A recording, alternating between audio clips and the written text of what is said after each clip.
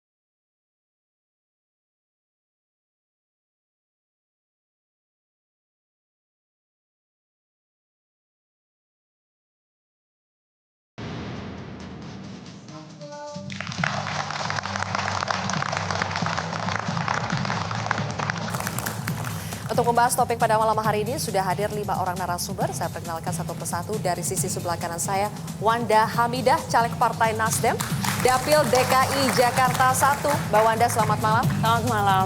Selanjutnya Dini Purwono, caleg PSI, Dapil Jawa Tengah 1. Mbak Dini, selamat malam.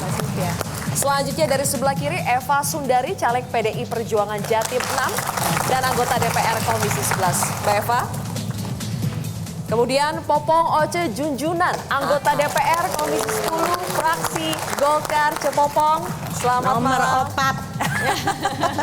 Dan selanjutnya Ida Fauziah, politikus PKB, Direktur Penggalangan Pemilih Perempuan TKN. Mbak Ida, selamat malam. Selamat malam. Dan pemirsa, Anda dapat berbincang atau mengomentari perbincangan pada malam hari ini melalui aplikasi Metro Extend yang dapat Anda unduh melalui App Store ataupun Play Store. Dan sebelum kita memulai perbincangan pada malam hari ini, saya akan menunjukkan kepada Anda jumlah caleg perempuan di tahun 2019 ini dan juga jumlah anggota DPR perempuan dari periode ke periode. Kita saksikan bersama. Yang pertama adalah persentase caleg perempuan di DPR RI.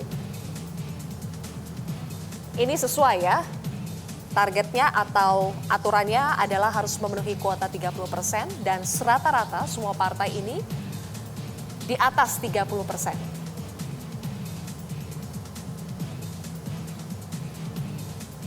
Nah, ini dia jumlah anggota DPR yang perempuan dari tahun 2004 sampai 2014 ternyata semuanya ini masih di bawah 20% keterwakilan perempuan di DPR. Baik.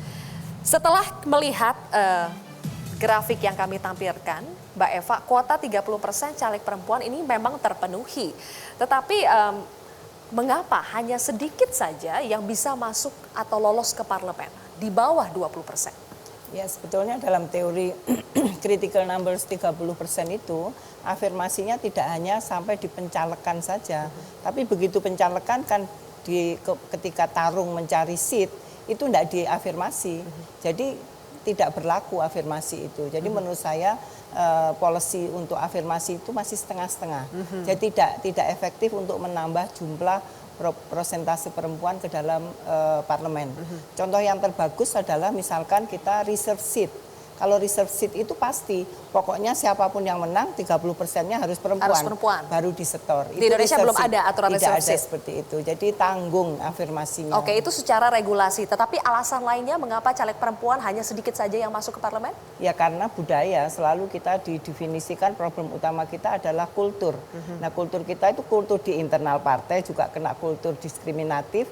Begitu masuk ke dalam pemilih juga kena diskriminasi juga. Itu yang pertama. Yang kedua, kemudian secara SDM kita mumpuni, tetapi modalitas untuk untuk tarung itu biasanya perempuan selalu kurang. Modal apa saja ini Ya, maksudnya? terutama adalah duit ya. Oke, Nah, modal finansial, modal sosial? Modal sosial saya pikir jaringan banyak ya kalau perempuan itu mempunyai kekuatan untuk berjejaring ya. Tetapi kemudian ketika sistem pemilunya adalah suara terbanyak, kemudian perilaku pemilih itu berubah karena saya mengalami 2004 ya. Kemudian masuk ke 2009. Ini orang selalu tanya, yang sana ngasih ini, kamu ngasih apa? Itu adalah sesuatu yang menghambat perempuan walaupun kapasitasnya bagus, tetapi terhambat oleh sumber daya atau resources yang dipunyai. Cepopong, Anda sepakat bahwa hambatan yang membuat caleg perempuan ini hanya sedikit yang lolos ke parlemen, pertama soal regulasinya, yang kedua soal kultur, pandangan masyarakat terhadap perempuan. Anda setuju? Baik, sebelum Cepopong menjawab, ada satu hal dulu yang perlu Cepopong sampaikan. Apa itu? Cepopong mengacungkan 2 jempol untuk Metro. Kenapa? Dengan tema itu, kan temanya caleg perempuan bukan sekedar pajangan. Berarti si Metro ini sudah langsung mengcounter. Benar nggak? Ya. Berarti mengcounter ada pandangan bahwa hanya sebagai pajangan. Langsung di counter kan? Boleh dong kita berikan tepuk tangan dulu. Tidak? Ini kan counter dan itu terima kasih untuk kami. Nah, berarti Metro sudah pro perempuan. Betul nggak? Betul. Cepopong. Oke, kalau tadi alasan mengapa caleg perempuan itu hanya sedikit saja yang masuk ke parlemen, kalau kata Mbak Eva karena regulasinya, kemudian yang kedua karena kultur, pandangan masyarakat terhadap perempuan, itu Cepopong mengalami sendiri. Ya kan? Sebetulnya secara teori kita harus sudah berterima kasih kepada pemerintah. Karena secara teori 30%-nya kan sudah benar. Benar nggak? Jumlahnya kan betul, sudah 30%. Tapi kenapa pada kenyataannya akhirnya tidak 30%? Ya, jawabannya sangat mudah. Kalau semua perempuan itu memilih perempuan, pasti 30% masuk. Nah, berarti masih ada perempuan kan yang belum memilih caleg perempuan ya? Memilih perempuan, yang tangtu aja. Kalau suaminya yang jadi calon, masa dia milih perempuan? Gitu, benar. Padahal perempuan jumlahnya kan sudah lebih banyak sekarang. Kalau concern, kalau gugon kata bahasa Sundanya, ya semua perempuan milih perempuan, pasti 30% itu jadi. Kenapa Cepopong? Kenapa masih ada perempuan yang tidak memilih caleg perempuan? Tanya sama perempuan lain, deh Cepopong mah pasti milih perempuan. Kalau Cepopong pemilihnya banyakkan perempuan. Pasti akan milih perempuan. Baik.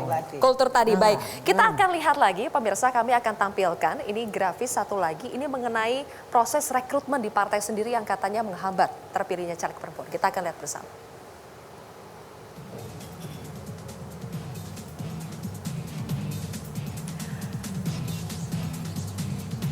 Berdasarkan penelitian Jurnal Sport for Gender, ini menyebutkan faktor rendahnya jumlah legislator perempuan ada beberapa. Partai politik sulit mendapatkan kandidat perempuan yang potensial, terhambat oleh budaya, agama, dan nilai sosial, kemudian kurang mendapatkan pelatihan politik, dan kurangnya modal sosial dan dana kampanye. Ini seperti yang tadi Mbak Eva sebutkan.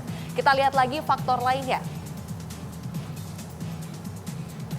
Perempuan lebih memprioritaskan keluarga dibandingkan karir politik. Kemudian ada anggapan bahwa politik itu didominasi oleh lelaki dan anggapan bahwa politik adalah dunia kotor dan korup sehingga dijauhi oleh perempuan.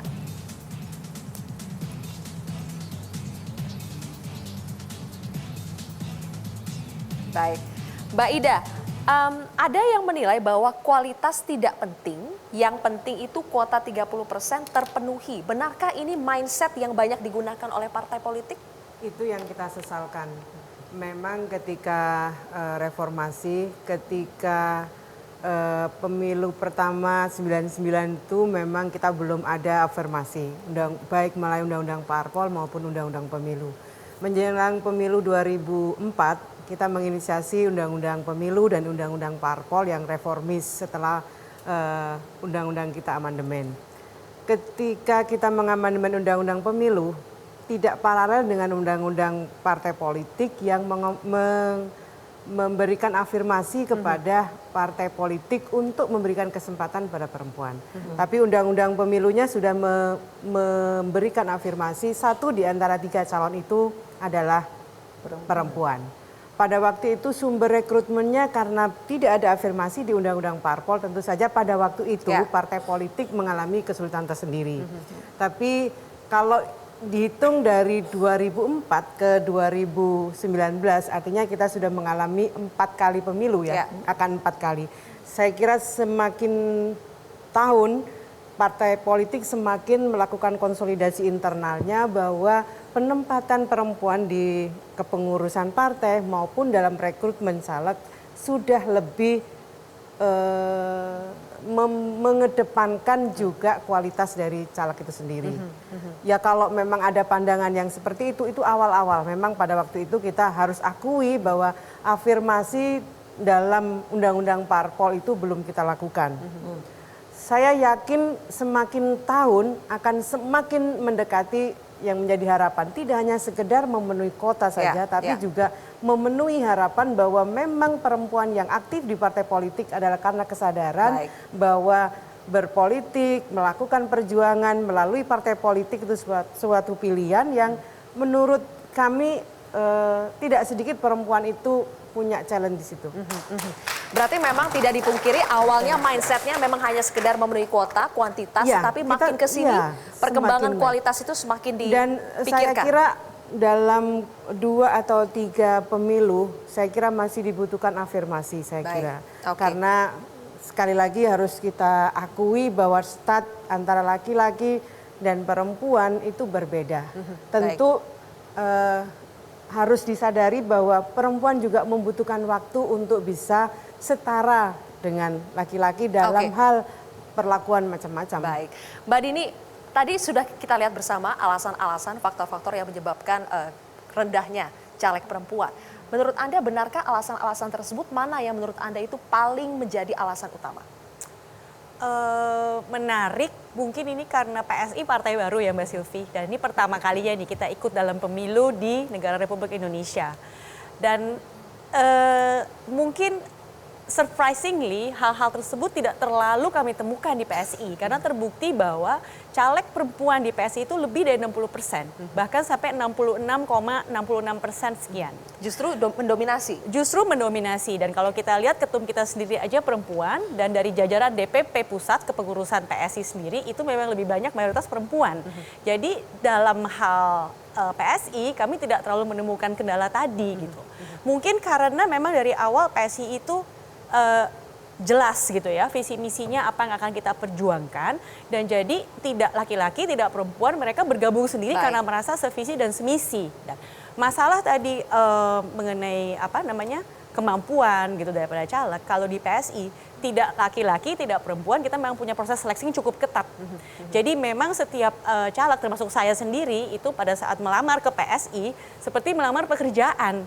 Gitu. Jadi memang kita harus masukkan CV, kita harus masukkan visi misi, bikin presentation PowerPoint, dan diuji oleh juri independen. Politisi pria itu menganggap perempuan lebih memprioritaskan keluarga dibandingkan karir politik. Dan di sisi lain perempuan menganggap bahwa politik itu adalah dunia lelaki dan dunia kotor yang penuh dengan korupsi.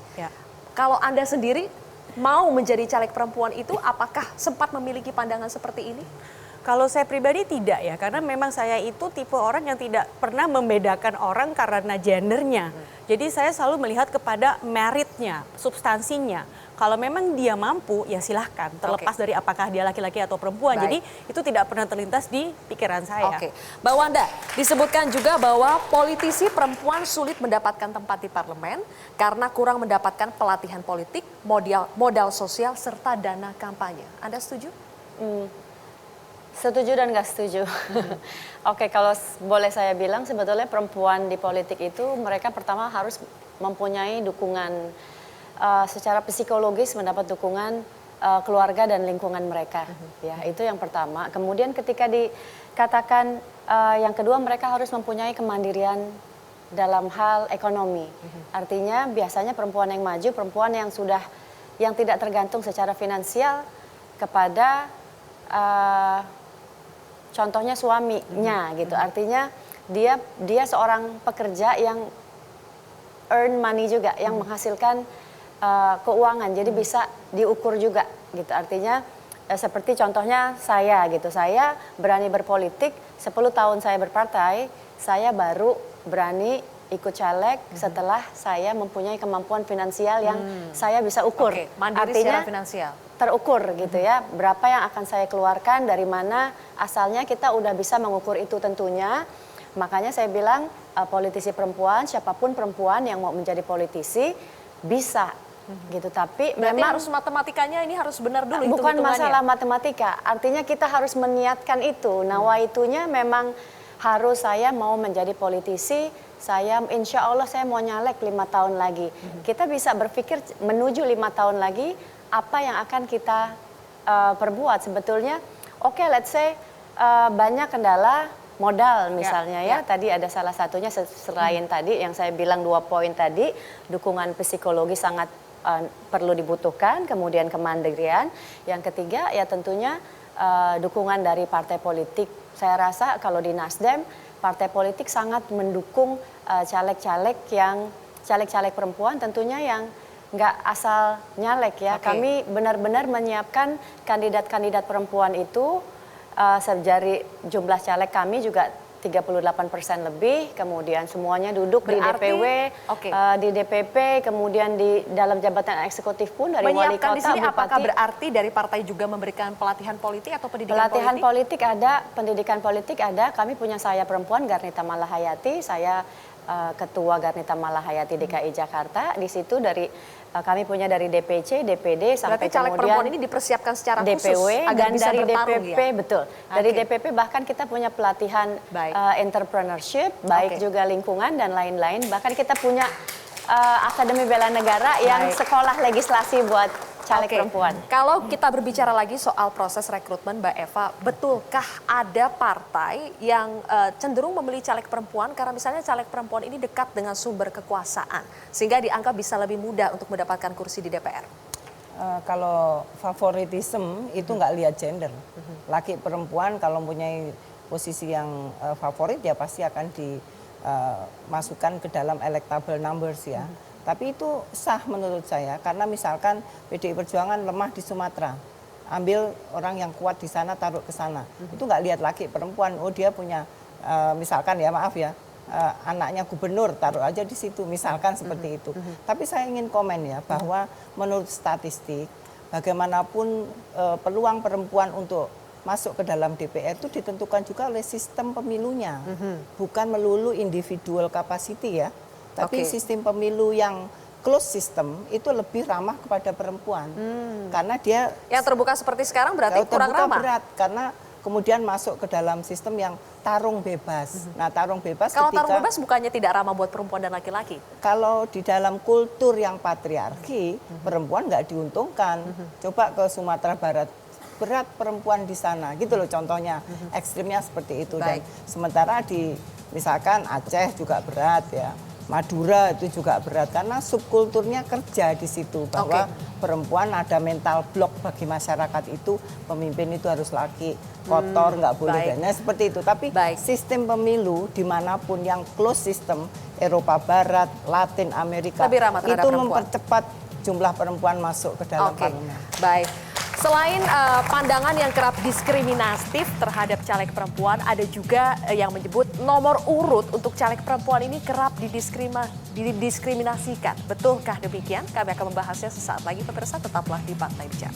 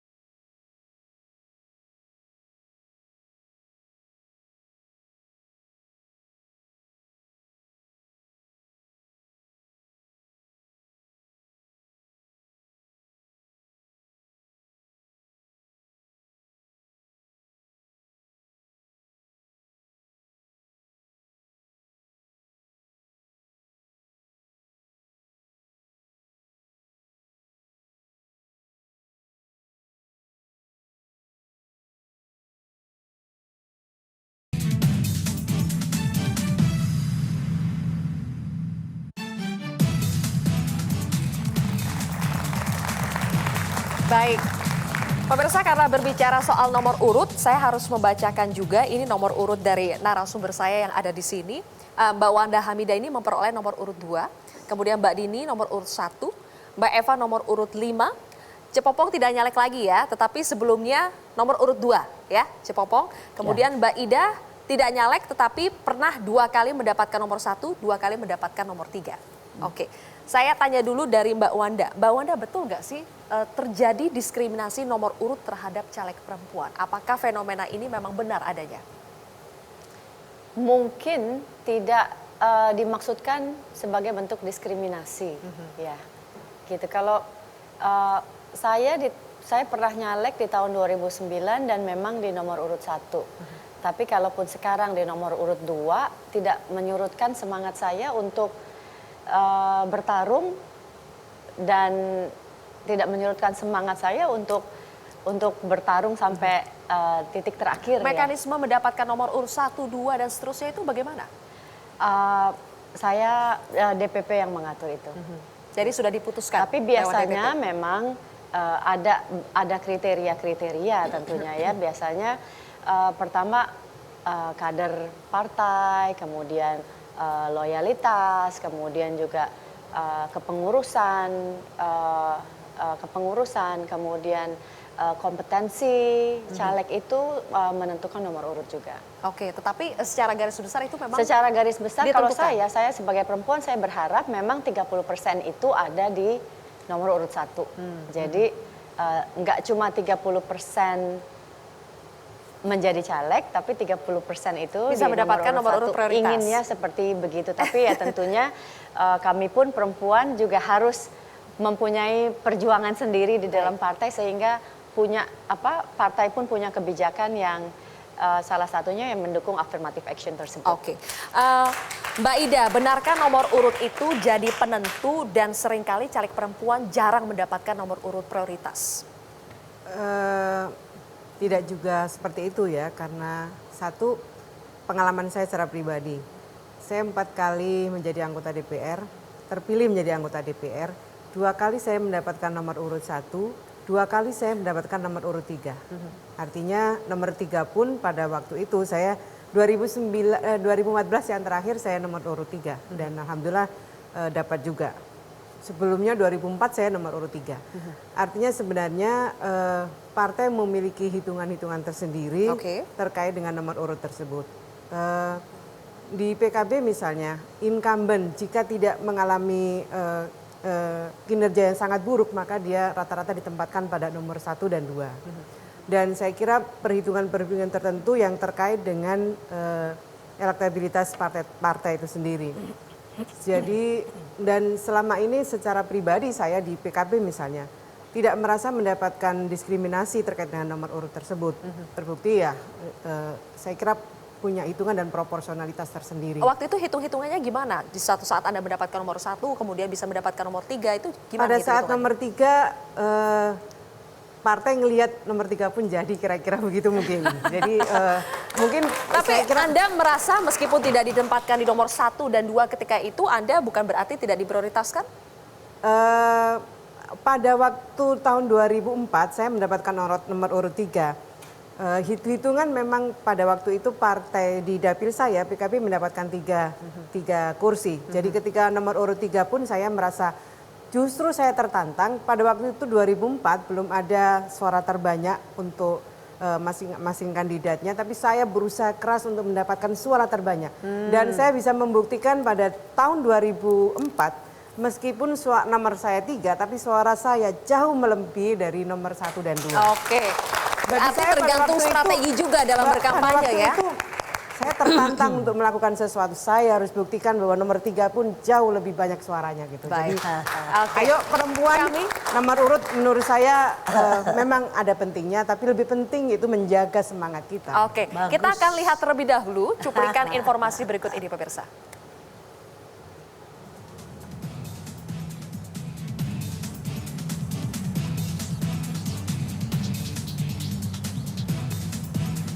Di sini dari Perludem menyebutkan bahwa bentuk keberpihakan parpol dapat dari sisi penempatan calon perempuan di nomor urut. Jadi meski sistemnya di Indonesia adalah proporsional terbuka, tetapi kontribusi nomor urut terhadap pilihan itu masih tergolong tinggi. Dan tadi dari hasil survei disebutkan bahwa keterpilihan caleg nomor urut 1 itu bisa mencapai 62,14%, sementara caleg perempuan yang mendapatkan nomor urut 1 itu dihitung hanya sekitar 19%. Mbak Dini, kalau di PSI bagaimana penentuan nomor urut? Kalau di PSI itu kita kan yang jelas sangat mengedepankan prinsip meritokrasi ya. Jadi terlepas dia laki-laki atau perempuan, semua itu diukur berdasarkan kinerjanya. Jadi kita juga di PSI ingin menepis budaya bahwa hidup kamu itu ditentukan oleh nomor gitu. Jangan kamu itu hanya bergantung kepada nomor. Tetapi faktanya demikian, Betul. Mbak Dini. Ada Itu survei yang terjadi menyatakan demikian. kalau para caleg ini tidak turun ke lapangan, tidak bertemu warga yang istilahnya sekarang belusukan gitu ya. Pada saat warga konstituen kita tidak mengenal siapa-siapa, otomatis memang probabilitas tertinggi ada pada nomor 1. Karena orang kan males ya ngeliat lagi nomor yang bawahnya gitu. Tapi kalau orang kenal kita, regardless kita nomor berapa, pasti dia akan coblos nama kita. Jadi memang di PSI itu kita, karena kita juga partai baru, kita bekerja jauh sebelum daripada pemilu, karena kita tahu bahwa membangun hubungan dengan konstituen itu butuh waktu. Tidak bisa Tidak cuma bisa sebulan, instan. 2 bulan, bahkan tidak bisa 6 bulan. Tidak cukup juga 1 tahun. Anda mendapatkan nomor urut 1 ini karena undian? Karena undian. Jadi di PSI juga karena kita nggak mau ya, nanti kan orang ribut gitu. Dari mana basisnya dia nomor 1, nomor 2, atau nomor 3 gitu. Jadi demi keadilan oke, semua diundi gitu. Oke. Bahkan ya saya beruntung di sini ya, meskipun perempuan saya dapat nomor 1. Tapi merasa gitu. lebih percaya diri nggak dapat nomor urut 1 juga? Enggak juga sih, karena memang kita di sana ditanamkan bahwa jangan kamu itu sangat mementingkan nomor. Nomor itu tidak ada artinya pada saat kamu punya kualitas yang memang bisa kamu jual dan bisa kamu tampilkan ke konstituen. Jadi orang itu harus memilih kamu berdasarkan kualitas kamu dan bukan nomor urut. Baik, oke. Di sini ada Mbak Eva yang dapat nomor urut 5. Itu menjadi pemikiran tersendiri, saya dapat nomor urut 5? Awalnya gitu. Waduh kok nomor 5 aku gitu ya. Tapi belakangan saya gembira, ternyata 5 dan 10 itu angka yang favorit menurut sosmed. Itu gampang untuk dikampanyekan. Tapi di PDI Perjuangan itu punya sistem yang cukup ketat ya. Pertama kita pakai tes ya, tes psikologi, kemudian juga ada tes tanya jawab, kemudian scoring. Tes ini pada saat rekrutmen atau untuk menentukan nomor? Semua yang mau nyalek dites, Oke. gitu ya. Kemudian ada scoringnya, kemudian ada policy-policy khusus ya, karena ya ini soal ideologi, bukan soal idol. Kemudian siapa, kayak nomor urut nggak bisa di PDI Perjuangan, karena pertimbangannya seperti senioritas. Kalau DPP dia berhak untuk dapat nomor 1 semua. DPP berhak untuk mendapatkan Dapat nomor nomor 1? satu, ya. Itu ketentuan yang Itu ada di dalam konstitusi kita, bukan konstitusi, di dalam peraturan tentang DPP ya, khusus untuk itu. Dan menurut saya ya pantas lah, karena mereka adalah pengurus yang inti ya, dan itu adalah penghormatan. kalau berdasarkan senioritas tadi ada juga? Karena berdasarkan ya, senioritas? Ada senioritas dihitung. Tapi kombinasi antara tadi hasil tes, scoring, kemudian loyalitas, kemudian ini resek atau enggak kemarin-kemarin gitu kan, dihitung juga kinerja kan, berbasis kinerja. Jadi kompleks sekali. Dan misalkan, dan ini saya pikir saya harus akui ya, kedekatan dengan pembuat keputusan akhir. Itu penting juga. Itu bisa jadi Saya lobby-lobby kalau juga, dia nggak Mbak Eva. lobby ya hilang juga gitu loh. Jadi walaupun scoring saya bagus, tapi karena nggak dekat dengan pusat pengambil keputusan, bisa melorot tadi ya. Aku pikir 3, ternyata ke 5. Tetapi ternyata ada teman yang tenang Mbak, 5 itu ternyata favorit, dan 5 dan 10 katanya. Asal ditaruh di depan gitu. Tapi intinya setiap partai memiliki pertimbangan masing-masing untuk menentukan nomor urut. Tapi kalau Tadi PDI kalau Mbak Eva, Perjuangan yang paling utama adalah ideologi. ada ideologi, ada scoring, ada senioritas, dan tadi kedekatan gitu ya. Cepopong pertama kali mau nanggapin dulu. Cepopong mah ada dongeng lain. Gimana? Ya? Gimana Sebentar. Cepopong? Ada dongeng lain. Aha. Cepopong mah. Apa dongengnya? Saya bawa saksi. Ibu Ati mana Ati? Ati mana? Ini saksinya. Ya, dongeng lain sebelum jawab. Ini saksi.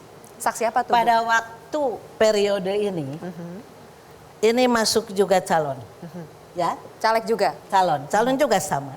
Apa yang Cepopong lakukan? Boleh tanya. malah Cepopong itu mengkampanyekan dia. Bukan Boleh mengkampanyekan tanya. diri sendiri. Begini, jadi di depan HWK, di depan Golkar, jangan pikirkan Cepopong. Pikirkan adik Cepopong. Boleh tanya, ada nggak orang yang seperti itu? Benar. Waktu boleh itu tanya. maksud Cepopong Untuk seperti itu apa? memberikan kesempatan kepada yang muda. Benar, boleh tanya. Kan nggak akan terjadi di Batu Rumah begitu. Dan hanya Jadi perempuan Cepopong yang kayak malah gitu. mengkampanyekan dia, malah Cepopong ngasih uang sama dia sampai begitu supaya dia jadi. Oke, Cepopong memberikan kesempatan Makanya. kepada junior. Mohon. Kalau partai memberikan kesempatan yang sama juga nggak Cepopong? Iya. Untuk senior, untuk junior? Ya, waktu Cepopong ditanya mau nomor berapa, Cepopong bilang tidak usah jadi nomor 1, simpen nomor berapa saja. Sampai begitu, boleh tanya. Cepopong lebih galak ya? Makanya sekarang juga Cepopong tidak akan nyalon lagi. Karena kalau Cepopong nyalon lagi, Cepopong lagi yang jadi. Benar, boleh Ini tanya. kalau Cepopong PD-nya udah luar biasa. Tapi begini, Cepopong. Cepopong sejak tahun 1987 sudah Betul, masuk parlemen. betul. Kemudian sempat rehat 10 ya, tahun, 10 tapi tahun. lanjut. Ya. Selama masa yang sepanjang itu Cepopong pernah merasa mengalami diskriminasi soal penentuan nomor urut atau pemilihan antara caleg perempuan dengan caleg laki-laki yang lebih diprioritaskan caleg laki-laki. Pernah merasa seperti itu Cepopong? Memang perasaan itu mah dirasakan oleh semua orang. Ya kan tadi sudah disampaikan. Sistem kita sekarang, kalau Cepopong menyampaikan itu adalah sistem yang tidak jelas.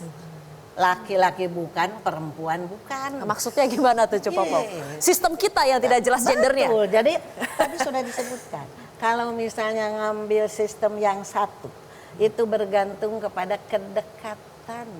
Betul? Kepada pengambil kebijakan. Dan itu tidak bisa dipungkiri. Jadi sebetulnya sistem apapun yang digunakan, tetap perempuan harus berjuang sangat keras. Sistem apapun yang digunakan. Oke. Baik sistem seperti sekarang, ya kan? Mencari suara yang terbanyak, baik sistem proporsional tertutup, tetap untuk perempuan itu berat. Oke. Itu Oke. maksudnya tadi kan. Tetapi harus intinya ada adalah pada kedekatan. perjuangan perempuan itu jadi sendiri. kesimpulan Tetapi kalau Lebih. sejak Ada awal sudah diskresi itu normal ya. Walaupun ada pola umum, tetapi untuk kasus-kasus khusus ada diskresi. Seperti saya ya, ekspektasi saya nomor 3, tapi ternyata saya di nomor 5. Tapi saya pikir lebih baik nomor 5 daripada nomor 4 atau nomor 2 nanggung gitu untuk tarung. Kenapa? 5 itu Pancasila di PDI Perjuangan ya. Ya, ya. Jadi gampang gitu salam. tetapi begini maksud saya, ya, ketika jadi kesimpulannya sebentar. ketika memang pada intinya adalah yang menentukan adalah perjuangan perempuan itu sendiri. Tetapi ketika mereka di awal betul. tidak diberikan kesempatan Betul. yang sama, Jadi, apakah itu ya. tidak membuat kita Jadi agak akhirnya kembali kepada kurang ini. perjuangan kita Ya. sendiri. Oke, tetapi jadi perempuan apakah harus berjuang 2 kali lebih keras, Cepopong? Harus Yang pertama 10. untuk bisa menang, Harus, yang kedua ya. supaya bisa mendapatkan Nah, nomor urut yang lebih baik. Harus Jadi 10 memang kali afirmasi lipat. memang harus diperbaiki. Iya, Afirmasi sistemnya. kita ada afirmasi tapi modelnya Tanggung. proporsional terbuka. Tarung bebas di saat statnya yang tidak sama memang menjadi tidak ada artinya afirmasi itu. betul. Jadi kalau mau memperbaiki, kalau nggak mau memperbaiki regulasi maka partai politik memberikan afirmasi tersendiri di internal partainya. Oke, Misalnya kalau beban utamanya itu karena persoalan modal, maka partai memberikan kesempatan bantuan modal kepada partai caleg-caleg, dan itu pernah dibuktikan oleh PKB 2014. Oke. Banyak caleg Partai perempuan memberikan yang diberikan modal kepada iya, caleg perempuan, Iya. khusus kepada caleg perempuan. Yang saya dengar Mbak Wanda juga justru mengajak caleg untuk urunan. Iya, betul. Jadi itu bagian dari, ini di belakang saya, kenalkan ada kakak dia, kakak Nirwana. Ya. Beliau adalah caleg-caleg DPRD dan di situ juga saya tandeman nama saya di DPR RI wilayah Jakarta Timur. Jadi itu juga memperingan kos kami. Baik. Selain tentunya kami juga dibantu oleh partai dalam hal ya kami membutuhkan alat peraga kampanye seperti bendera, baliho dan lain-lain, tentunya partai mensupport ini, mensupport Baik. kebutuhan. Oke, jadi ada APK dukungan dari kami. partai dan dukungan dari konstituen atau Jadi caleg-caleg memang ya. dibutuhkan juga kerja keras dan Baik. kita juga harus kreatif menyiasati Oke. masalah Nah, permodalan. pertanyaan berikutnya, ketika semuanya sudah terpenuhi, sudah mendapatkan kesempatan dari partai, modal juga sudah didapatkan dan akhirnya berhasil masuk ke parlemen, apa yang bisa dilakukan oleh caleg atau legislator perempuan ini ketika sudah duduk di parlemen? Kami akan kembali dengan jawabannya sesaat lagi.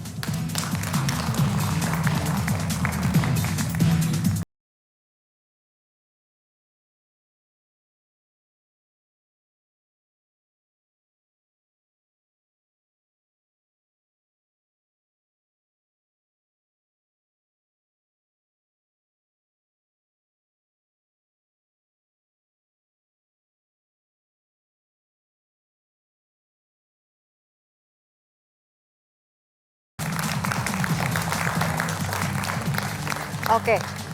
Tadi disebutkan bahwa ketika berhasil masuk ke parlemen pun anggota legislatif perempuan masih mengalami posisi tawar yang tidak setara. Mbak Eva yang sudah duduk di parlemen sekarang, apakah betul perempuan legislator perempuan ini memiliki posisi tawar yang lemah? Kalau peluang untuk duduk di pimpinan lemah, ya karena memang dominasi oleh laki ya, tidak ya memang privilege untuk para pemimpin-pemimpin itu. Tapi begini, setiap legislator laki atau perempuan itu kan dilihat dari agenda setting masing-masing, punya rencana mengubah situasi apa di situ. Jadi dari situ kita bisa menilai, bisa mengukur. Ini berdampak enggak sih orang ini duduk di Senayan? Kalau enggak ada dampaknya ya kan percuma karena enggak punya agenda setting, sekedar masuk ke sana. Ini bukan problem perempuan tok, laki pun juga kadang masuk tapi enggak ada agenda setting di No dalamnya. idea. No idea bahwa di sana dia harus berjuang merubah keadaan dan seterusnya. Yang kedua tentu soal integritas ya. Karena di politik itu kita sebetulnya menjual nama baik, menjual reputasi dan seterusnya. Dan ini yang harus dihati-hati oleh perempuan begitu. Jangan sampai kemudian satu periode hilang hanya karena lemah integritas, kerja keras kurang dan seterusnya. Oke. Tapi yang terpenting bagi saya harus memberikan dampak agar orang menyimpulkan kalau nggak ada orang itu nggak akan berubah keadaan begitu. Baik, harus memberikan dampak. Ada outputnya gitu ya, ada dampak output, outcome-nya harus jelas. Oke, kalau Mbak Dini, apakah sudah mempersiapkan strategi? Kalau misalnya nanti lolos ke Senayan dan harus menghadapi stigma ataupun ketidakberuntungan sebagai legislator perempuan ketika posisi tawarnya lemah, apakah sudah mempersiapkan strateginya akan seperti apa kalau menghadapi situasi seperti itu? Terus terang saya belum menyiapkan strategi apa-apa Mbak Silvi, karena memang kalau saya, kembali lagi personally, entah kenapa sepanjang hidup saya itu saya sama sekali tidak terlalu sensitif dengan gender gitu. Jadi saya tuh pernah menyadari bahwa dalam satu rapat besar, pada saat itu saya sedang membantu Menteri Keuangan, saya menjadi salah staf khusus bidang hukum. Itu kita rapat gitu kan di Kementerian Keuangan yang isinya tuh semuanya laki-laki dan saya satu-satunya perempuan dalam ruang meeting itu, dan itu tidak saya sadari selama meeting. Oke. Setelah meeting saya baru lihat ke belakang dan saya baru menyadari bahwa saya tadi perempuan sendiri ya.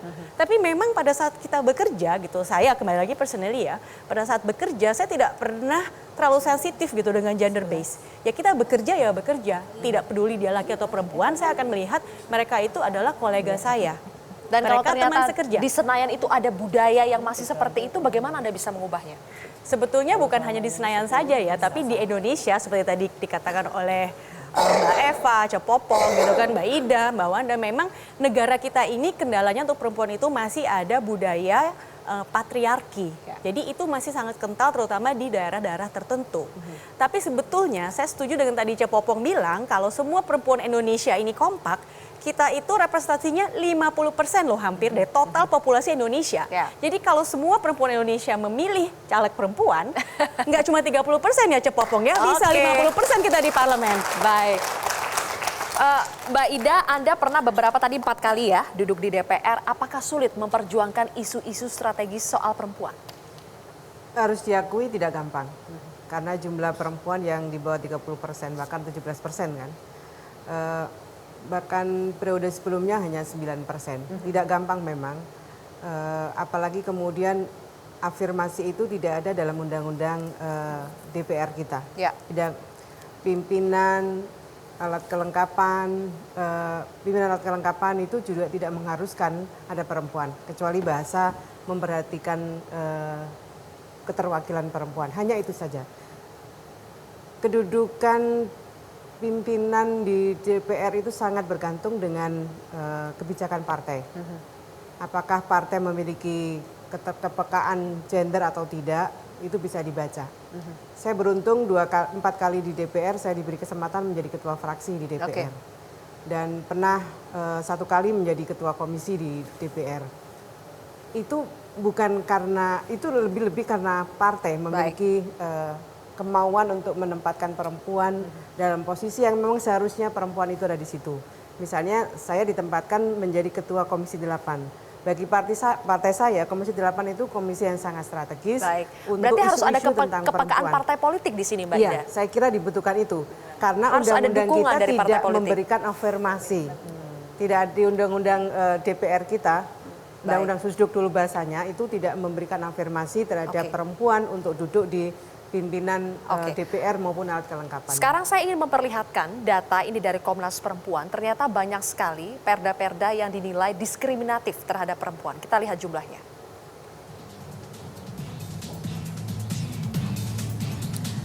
Dari 421 perda ini ditemukan ada sekitar 333 aturan atau sekitar 80% diantaranya yang menyasar perempuan atau diskriminatif terhadap perempuan. Mbak Wanda, apa isu-isu soal perempuan yang Anda merasa ini menjadi concern terbesar dan harus diubah, terutama kalau melihat ada data seperti ini? Gini, perempuan harus sadar ya bahwa jika mereka tidak ingin didiskriminasi, mereka harus menjadi bagian dari pembuat kebijakan. Gitu. Jadi jangan hanya mau menjadi objek saja. Jadi kita pun harus jadi subjek. Bagaimana caranya? Ya dengan keberanian. Karena kalau saya melihat sekarang ini mungkin kalau kita lihat di kota-kota besar banyak politisi atau caleg-caleg perempuan. Tapi di satu sisi kalau kita lebih jauh lagi dan lebih dalam lagi ke kabupaten-kabupaten yang lebih kecil dan lebih jauh dari ibu kota dan jauh dari kota besar, semakin sedikit lagi perempuan yang berani maju gitu. Akibatnya ketika sedikit politisi perempuan, apalagi tidak peka, nggak cuma secara kuantitatif tapi juga secara kualitatif, apalagi semakin banyak perda yang akan mendiskriminasi perempuan. Jadi saya mungkin dengan perda ini kalau perempuan merasa dirugikan, ini saatnya kalian harus bersikap. Gitu, bersikap dengan seperti apa? Mulai sekarang masuk partai politik, ukur diri kalian 5 tahun lagi, 10 tahun lagi, rubah keadaan ini. Karena yang bisa merubah ya cuma kita sendiri. Baik, kita berikan tepuk tangan terlebih dahulu. Nanti di segmen terakhir pemirsa kita akan tanyakan kepada masing-masing narasumber di sini mengapa harus pilih caleg perempuan dan bagaimana strategi kampanye mereka. Sesaat lagi.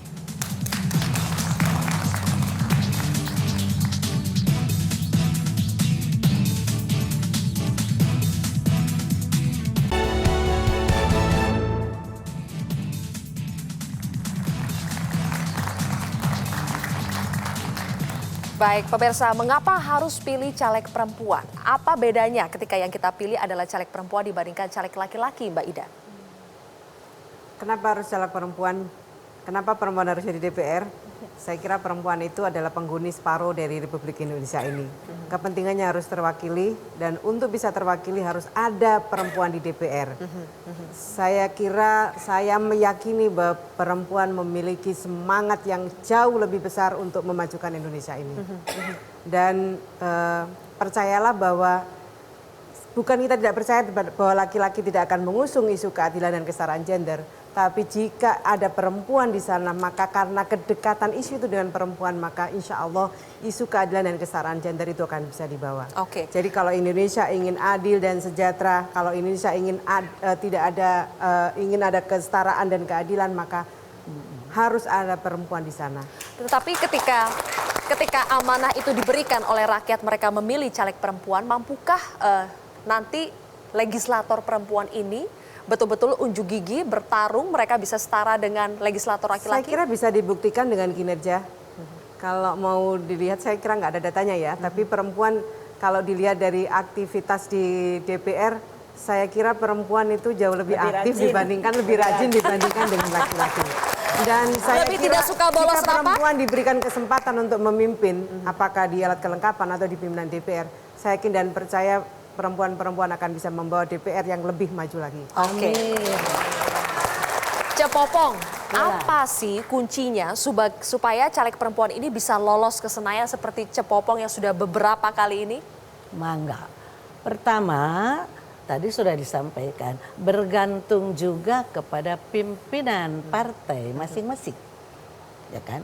Kalau pimpinan partainya itu eling, tentu akan tetap memberikan kesempatan kepada perempuan untuk berkiprah, ya. Dan sekarang kita harus terima kasih kepada pimpinan partai karena pada umumnya mereka sudah memberikan kesempatan sesuai dengan aturan yang ada. Oke. Nah, kalau kita membicarakan tentang pimpinan di DPR, ya, memang dalam Undang-Undang MD3 sekarang memang tidak ada afirmasinya. Tapi dulu pernah, ya kan? Dulu pernah ada, tapi toh tidak pernah ada yang bisa jadi pimpinan. Belum ada. Mungkin, ya? Ya, belum waktunya. Tapi apa tadi yang sampaikan betul sekali, ya. Bukan Cepopong muji sendiri karena Cepopong perempuan. Pengalaman Cepopong sekian puluh tahun, memang perempuan itu lebih rajin daripada laki-laki. Betul, betul. Ini kenyataan, ya kan? Kenyataan. Lebih rajin, lebih produktif? Ya, jadi sebetulnya, ya kan, kalau lebih banyak perempuan di DPR, pun dan laki-laki jangan marah ya. Betul. Ada yang ada di komisi kita, betul tidak? Sama. Nah, maksud Cepopong adalah kalau perempuan itu bisa lebih banyak, Baik. apalagi bisa duduk di pimpinan, itu pasti rakyat akan lebih terwakili dengan baik. Oke, berarti Karena nanti kita tunggu nih supaya aturannya bisa diubah. Ya, Oke. kan? Ini Baik. kan sekalian, sedikit ya? sekalian kan kita promosi untuk perempuan. Silakan, Mbak Eva. Ini saya ngomong statistik ya, di mana persentase perempuan itu lebih banyak, maka wajah public policy itu lebih pro kesejahteraan, bukan pro hal-hal yang sifatnya monumental. Ini ada di Skandinavia, ada di Latin Amerika, dan ada di Timor Leste. Timor Leste itu sekarang 46% dalam waktu 15 tahun. Jadi menurut saya memang harus ada komitmen politik yang kuat ya. Dan mudah-mudahan ke depan orang makin melihat bahwa perempuan jangan dilihat karena seksnya, tapi kapasitas dan kapabilitas. Baik, kita berikan tepuk tangan. Mbak Wanda, apa yang biasanya Anda sampaikan ke pemilih perempuan dan juga ke pemilih laki-laki untuk memilih Anda? Saya akan memperjuangkan program-program kesejahteraan perempuan ya. Dan kalau tadi saya ingin saya menambahkan, sebetulnya ketimpangan pelaku politik itu terutama di parlemen itu mempersempit pengambilan keputusan demi demokrasi yang sehat dan adil. Jadi semakin ketimpangan, semakin sedikit perempuan, hasil demokrasi itu semakin tidak sehat dan tidak adil. Produk yang Jadi dihasilkan kalau semakin tidak kita adil, ya? ingin demokrasi yang sehat dan adil, tentunya semakin banyak perempuan di situ, demokrasinya akan semakin lebih baik lagi. Itu. Yang kedua, banyak hal kualitas perempuan yang mungkin karakteristik, ya itu tadi udah dikatakan karakteristik perempuan-perempuan yang ada di parlemen, bahwa biasanya kami lebih rajin rapat, kami lebih rajin hadir, kami lebih rajin bekerja. Karena apa? Karena untuk lolosnya aja itu Sudah berdarah-darah? Udah berdarah-darah gitu. Jadi udah kami melewati seleksi alam yang begitu besarnya untuk mencapai, untuk kami dapat masuk ke parlemen yang 17% itu atau yang 18% itu. Jadi kami udah berdarah-darah dan kami berharap bahwa kinerja kami di situ akan jauh lebih baik. Oke. Terakhir, Mbak Dini, Anda melihat, mencermati bagaimana legislator perempuan saat ini bekerja. Menurut Anda, apa yang bisa diperbaiki dan mengapa rakyat harus memilih caleg perempuan? Dari jumlah jelas harus ditambah, karena sebetulnya the magic number is 30% gitu. Itu berdasarkan penelitian PBB angka 30% itu adalah minimum ideal yang dibutuhkan untuk bisa memberikan dampak terhadap suatu kebijakan. Jadi seperti tadi Mbak Wanda bilang, dengan total populasi Indonesia, hampir 50%-nya perempuan. Jadi kita perlu keterwakilan yang memadai di sana. Karena ujung-ujungnya yang mengerti persoalan perempuan, apa yang perempuan butuhkan adalah perempuan. Kemudian dari karakternya sendiri, seperti tadi sudah disampaikan, selain jujur, lebih all out, perempuan itu empati. Dia lebih punya empati karena dia kan punya sifat keibuan. Nah ini kan cocok sekali sebagai wakil rakyat harus pintar dong memiliki kemampuan untuk bisa menangkap aspirasi masyarakat. Oke. Kalau dia aja nggak punya empati, gimana kau bisa mewakili konstituen kamu dengan baik? Terima kasih ibu-ibu yang di sini sudah berbagi. Kesimpulannya sedikit? Tanpa keterwakilan perempuan. Baik. Terima kasih Mbak Ida, terima kasih Mbak Dini, Mbak Wanda, Cepopong dan juga Eva. Sedikit saja Cepopong.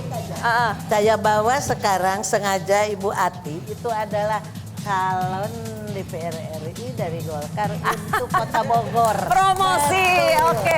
Terima kasih Cepopong. Pemirsa, keberadaan caleg perempuan bukan hanya sekedar pajangan, apalagi hanya sekedar pelengkap kuota saja. Jika perempuan diberikan kesempatan yang sama dan juga pendidikan politik yang sama seperti caleg laki-laki, bukan tidak mungkin caleg perempuan justru menjadi unggulan. Perspektif perempuan tentu dibutuhkan untuk membuat kebijakan yang terkait dengan bangsa, apalagi yang terkait dengan perempuan. Saya Zilvia Iskandar mengucapkan terima kasih atas kebersamaan Anda. Sampai jumpa lagi minggu depan. Terima kasih Mbak Eva. Cepopong atau